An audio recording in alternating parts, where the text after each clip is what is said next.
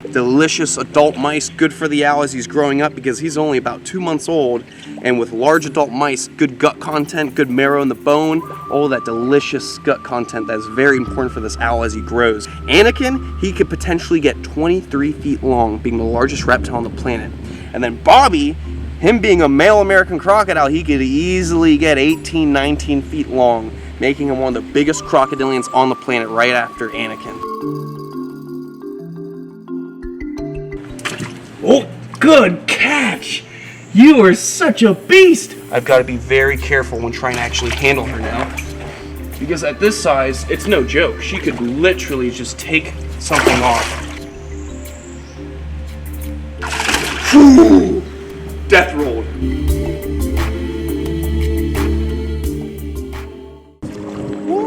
What is going on, beautiful people? Welcome back to my wildlife. I'm currently hanging out in my big, beautiful rec pond right here with Bagoy, the Eurasian eagle owl. Bagoy, what are you looking at? Huh? What are you looking behind you? Owls, so cool. They can actually turn their head 270 degrees to look behind them. What are you looking at? Oh, you hungry? Is that what you want? I got a little something from my pocket right here. Let me just dig around. I got this earlier today behind a McDonald's. There we go. A perfect adult mouse. You want some? Bagoy? Ooh, yummy, right? Delicious adult mice, good for the owl as he's growing up because he's only about 2 months old. And with large adult mice, good gut content, good marrow in the bone, all that delicious gut content that is very important for this owl as he grows because he's getting so many new feathers popping out. I mean, like, look at his wings. Bagoy, you want to show us those beautiful wings? You want to show us those beautiful wings? Look at that. Look how beautiful those wings are. He's got like, I don't know, like 4.5 foot wingspan now. He's getting huge. And he's got all of his beautiful feathers coming through. Look at that. Eurasian eagles have to be one of the prettiest owls on the planet. I love him so much. Isn't that right, my little pobrecito? My sweet little boy. And look, his little ear tufts right here, his little horns are starting to pop out more and more. When he gets older, he's gonna have these big, beautiful feathers at the top that look like horns to intimidate a predator, but his real ears are actually down below at the side. And actually, the way that this owl's face is shaped, what are you doing? Where are you looking? What are you so focused on? Is it a squirrel? Is it that duck over there? You can't kill the ducks. We talked about this. So you can actually see that their face, I guess turn, look. He's so fixated on what's over there. So the way their face is, it's almost like concave, and the way that those feathers and hairs are shaped, they bring the sounds right down to the ears. So it basically channels that sound to the face down into the ears right over here on the sides. Oh yes, your beautiful ears. And look how beautiful his eyes are. That is what is so captivating about the Eurasian eagle owl, those beautiful orange eyes. When I first got them, they're more of a yellow, and now they're starting to turn that beautiful fiery orange. Isn't that right, Bagoy? You're becoming such a big boy. Such a big boy. And now that he's getting nice and big and comfortable on the glove, he's getting nice and strong with those talons. We can put the jesses, the anklets on, walk him around the property, let him get some outdoor fresh air, sun, all that beautiful stuff. And then eventually, when he's more comfortable with flying and he's able to go from the floor upwards and pick up air underneath him, then he'll be able to begin his flight training. And that's gonna be awesome because eventually what we're gonna do is put a perch right by that tree. I'm gonna stand right here and I'm gonna call Bagoy over to land right here on my glove, fly over the whole pond full of fish, and it's gonna be amazing. I can't wait to share that with you guys. Today, we're gonna do a little update. You guys wanna see Ziggy? I know you haven't seen Ziggy in a while. I've been really crazy busy with everything that's been going on, but today's a crocodile dedicated episode. Even though we started here with Bagoy, couldn't leave him out. We're gonna go check out Ziggy the American crocodile. We're gonna go check out Bridget the broad-snouted caiman, and Anakin the saltwater crocodile, and Bobby the American crocodile. That's actually Ziggy's future boyfriend. So I'll see you guys in a split. Where did Paku at? Oh, right there, look. Oh, look at that, huge Paku. Straight from the Amazon to my backyard, yes. All right, beautiful people, we're gonna be feeding Ziggy now. I've got some of her favorite little treats right here. Fresh shrimp from Publix. Well, not super fresh, but it's real good. It's already got the shell on it. They haven't peeled it. What's Bear doing? Let me see where Bear's at. Scare! Here she comes. Scare! There she is. Scare! What are you doing? Silly dog? She's just making her perimeter, making her rounds. Look, oh, did you see that? There's a hawk that just landed. There's hawks that live on this property. There's so much wildlife that lives out here, it's amazing. But what's really cool is the fact that I have lots of friends that rehab native wildlife, and since my property is a natural piece of land, they're going to be able to release birds of prey here and all types of beautiful native wildlife. So this facility is not just helping exotic endangered species, but also we're helping our local Florida natives. So, you know, giving a little bit of love to the Florida boys and girls, whether they got feathers, whether they got scales, specifically this little girl right here, because this is our beautiful American crocodile found in South Florida. Ziggy, you ready for some food? Ziggy, come on, Ziggy. Let me show her a rat, see if she gets interested. Ziggy, you ready? All right, we'll see what we can do. Good girl. Now that she's got a little bit of a taste, maybe she'll come over. I got some shrimp, I got rats, a nice varied diet for her. Oh, here we go, here we go. Come on. Oh, good catch!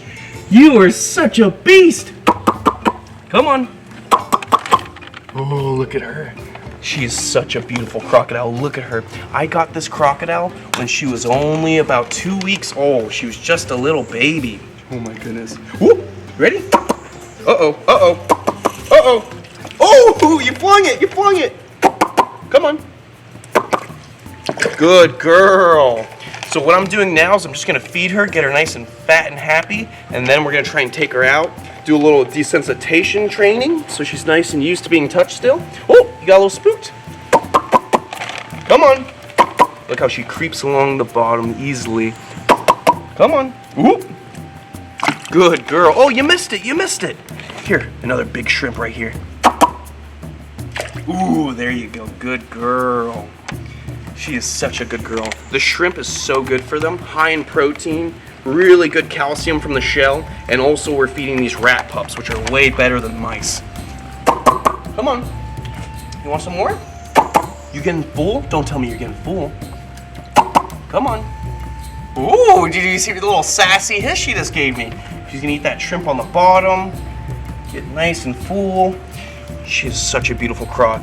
And even with this bit of muck on her back from silt and whatnot, she's still a gorgeous looking animal. She's almost a blonde looking crocodile with these beautiful black spots and a white underbelly. You ready? Oh, there you go. So when I go in to reach for her, she's gonna be a little cantankerous with me. I don't expect her to be nice and chill, but we'll see what we can do. This pop call that I'm making is actually the food call for her, so she knows when we're feeding, when we're not feeding. So in the future, when she's really big, she'll know when it's feeding time, and we can make sure we give her food. But when we go in the enclosure to give her maintenance and whatnot, like weed whacking, taking care of her enclosure anyway, she knows not to chase us down for food, because if you don't have a call for these crocodiles and they just get fed every time they see you, then every time you walk in, they're gonna think they're getting food, and then you might be on the menu, they might try to eat your ankles. And you don't want that when a female American crocodile can get 13 feet long. Oh, you didn't grab it. Oh, right there by your head, right there. She might be getting full. She might actually be getting a full belly. This is crazy. I'm looking at her now. She's not 2.5 feet. She's like 3 feet long now. At this size, she easily has enough pressure in her jaws to rip a finger off. And that's why I've got to be very careful when trying to actually handle her now. Because at this size, it's no joke. She could literally just take something off. So I really want to be very careful. She's not even liking it. She's going to spin on me right now, actually. Relax. It's okay. Ooh, this is going to be a little sketchy. Because she'll spin on me.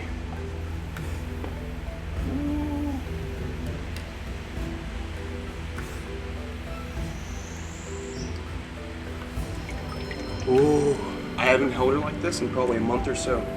Look how big she has gotten. She has become such a beast, and she does not like Bear, my dog. She's not a fan of dogs. Look at her looking at Bear right now. Fixated on her right now. Look at this. Ziggy has to be like 3 feet long right now. Can you? Whoop, whoop, whoop. Nice and easy. We don't want to upset her. Like I said, you don't want to take a pop off a crocodile this size. Look at her. I don't want to push her too much, because in this environment, she hasn't had too much contact with me lately, so she's a little bit on the sketch side. Any other crocodile, though, if I grabbed like that, they would have turned around and bit me real quick. So it just shows you that she still understands I'm not out to get her or anything, because I did raise her from a baby, so she knows that I'm not a threat. But she definitely knows. Ooh, she's gonna pop me on the hand real quick if I'm not careful. Relax. Relax. Ooh, relax, relax. I see you. Look at you. You're getting so big. And you're getting so flustered. You're getting so flustered, huh? I'm gonna try one more time, but I don't want to push it with her because I do not want to lose a fingertip.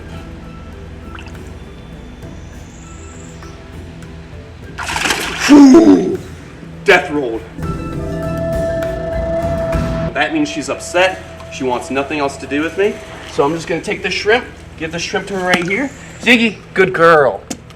Good girl, you'll find that later. All right, we're gonna close this enclosure up and move on to the next crocodilian, right here actually. This is Blue, the smooth-fronted caiman. And Blue is actually the first caiman I got under my license for crocodilians. Look at this, look how big he's gone. Remember, when we got this guy, he was this big. Look, check out this video. Look how tiny he was. That was at my first venomous snake room when I used to live in Broward. And now, he's grown quite some. I think he's just about like 2 feet right now. This guy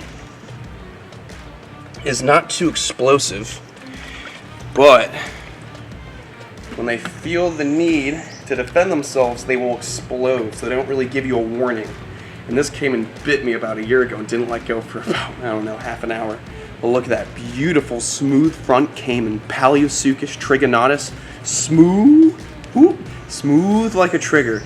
This is the most heavily armored crocodilian on the planet. And you can see around the neck, the sides, even the belly, where usually a crocodilian won't have osteoderms, he actually has osteoderms going all the way down the sides. Look at that. All these bony plates. All those bony plates on the belly actually make his hide worth nothing for poachers. So this species is actually not threatened because poachers don't see a value to that skin. When they hunt crocs and caiman, they want crocodilian species that don't... Oh, it's okay. That's the distress call of a young crocodilian saying, Mom, come in and kill this guy. But I'm your daddy, so don't worry about a thing. I'm not here to hurt you. Oh, crocodilians are so cool. When they vocalize, it is like listening to a dinosaur. Look at that. You see, and you see the back of that throat, that half moon shape, that's called a palatal valve, also known as a glottis, and it stays shut, so when they're underwater grabbing a prey item, they don't drown. When they do need to swallow that prey item, he must come to the surface to open up that palatal valve and knock that food back into his belly. If he opens that palatal valve underwater, he's in a big situation, big problem. It's so cool to see crocodilians grow up. I literally had him as like a little gecko, and now he's getting huge, big, armored crocodilian. I mean, Ruth, feel these osteoderms. They're so sharp. So sharp. Imagine having to jump on a crocodilian like this around 5 foot, 6 foot. Woo! And this is one of the dwarf caiman species, but this is not the smallest species of caiman on the planet. The smallest species of caiman and crocodilian in general is the Cuvier's dwarf caiman. And let's get a shot right here of that beauty. Cuvier's dwarf caiman, they almost look identical, but the Cuvier's dwarf caiman typically have more of an earthy tone color to their face, sometimes even orange, and sometimes even just dark black, like the smooth front, so they get confused for each other. What's really cool is we have about, it has to be like 5 feet long. It has to be a beast. It's a huge Cuvier's dwarf caiman that's 14 plus years old that was on a zoo display. And that guy's gonna get transported from that facility to Fred's facility until we get our class 2 crocodilian fencing perimeter fence up for over 4 feet. So that's gonna be an episode coming up where we go to Tampa and capture a huge Cuvier's dwarf caiman, the world's biggest, smallest crocodilian. All right, he's a bit upset, so what we're gonna do is put him right, we're gonna put him right back. It's okay, it's okay. Oh, and you see his ears right there behind his eye? They're cracked open because he's trying to listen to me. Crocodilians do have ears, and they have excellent hearing, which is very important for mothers listening to their nests, because they have to listen for those babies cracking out of the eggs, coming out of the nest, and needing transport to the water and protection from mom. All right, so we're gonna leave everyone good to go. I'm gonna shut down on these cages and make sure everything's locked up and secure. As you can see, we got our WWD ring. I can bounce off the side of the cage. I can take down it. Ruth, you want to take a bite off of this? Huh? What are you gonna do? Huh? Oh! All right, I see. You got some moves. I got some moves too. Come on over here. All right, beautiful people, check this out. We've got Bridget, the broad-snouted caiman out. Look how big she's gotten. This species of caiman is probably the most bizarre species out there just because even though the species can get 7-8 feet long, their skulls stay only about a foot to like barely even a foot and a half long. They literally have such a freakishly broad snout that they look like gargoyles and their teeth mesh over. Like crocodiles, a caiman's teeth will actually mesh over, whereas an alligator, only the top row of teeth typically stick out of the jaws when the jaws are closed. What's really cool is that this caiman is a pure broad snout caiman. And usually what happens is the broad snout caiman is mixed up with spectacle caiman in caiman farms down in South America. So they breed the hell out of them for the skin trade, which is what I was talking about earlier, because look at their bellies. There's not that many osteoderms and their pattern's beautiful. So sadly, their desire for the skin trade. So what they do is, so they have more production, they throw spectacle caimans in there because their leather's good too, their hide, their skin, and they breed them together making hybrids. Now, I am not a person to go around criticizing and throwing shade on anyone. If you have a hybrid animal, you have a hybrid animal. I have a naturally occurring hybrid called a gabino, a mix between the rhino and the gaboon viper from Africa. But when it comes to the crocodilians, they're so unique. And some of these species are under threat that if we continue to make hybrids or inbreed them, we lose our genetic diversity, which is very important for conservation of the species. Because if they're breeding so many hybrids in the caiman farms, then we're losing that special look of the broad snout caiman, that freakishly broad snout, that insane jaguar pattern. Look at that. This is probably one of the most beautiful crocodilians on the planet. Comment below, what is your favorite crocodilian? We have roughly 26 species recognized to date. When I was a little kid, it was like 23. It was like 23, but now we have all types of amazing crocodilians on our planet. Look at that. Look at that. What a beautiful set of jaws. And because of that short set of jaws, lots of jaw pressure in that little bit of surface area, so they're gonna be eating things like crustaceans, mollusks, anything with a hard shell. They're gonna crunch it down, take down the protein, the calcium, and get bigger and bigger. Look at that. This is such a beast of a caiman. The biggest caiman on the planet is the black caiman, and they're actually a part of the alligator family. So the alligator A family has all the caiman species and the 2 alligators. And out of all the different species in the alligator A family, the black caiman is the biggest species. And hopefully one day we get to work with that species, maybe even help breed them in captivity and go see them in the wild and help conservation efforts in their native range of places like Venezuela. Right, Ruth? Yes, let's go to Venezuela. Give me a little phrase from Venezuela to say. La mujer más hermosa, que no es hermana.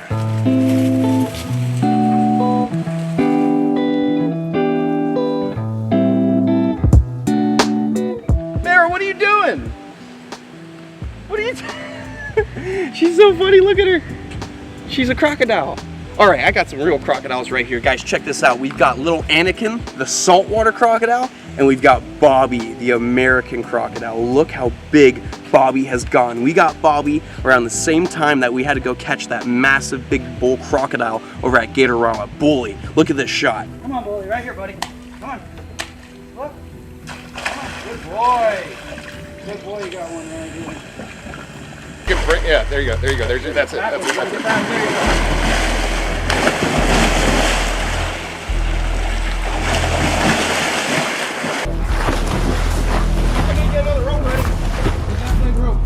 That was one of the biggest crocodiles I have ever participated in catching.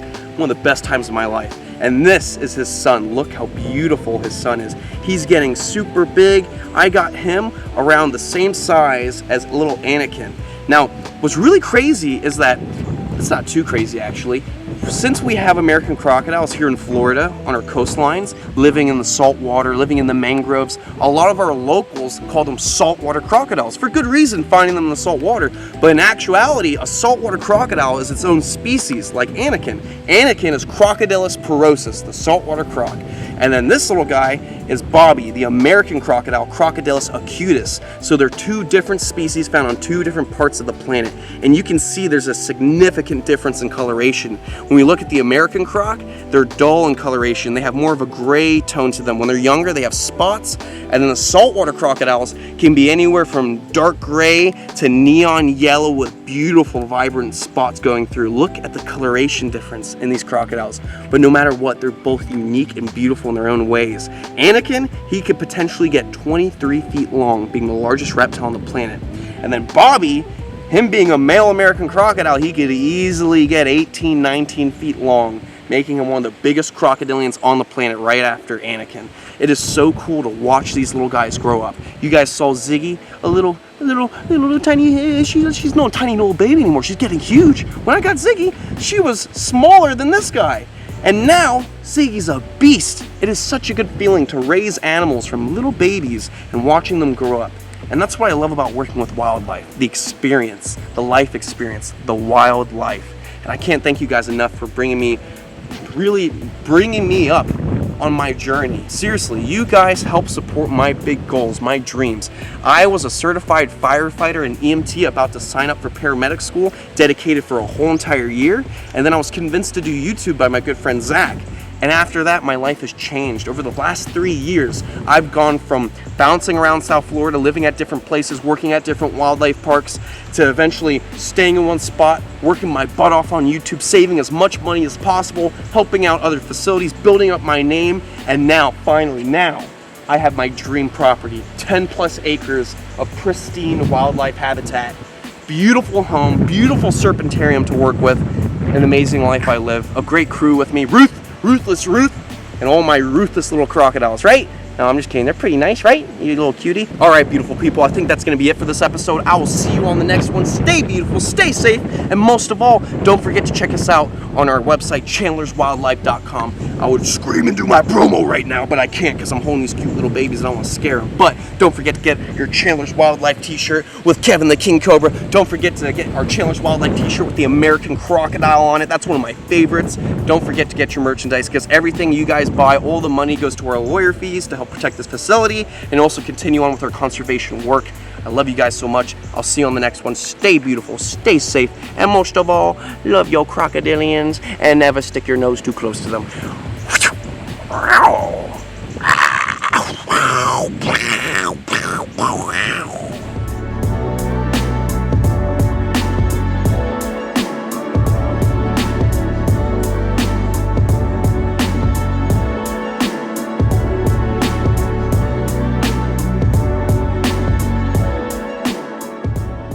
What are you gonna do, huh? Oh!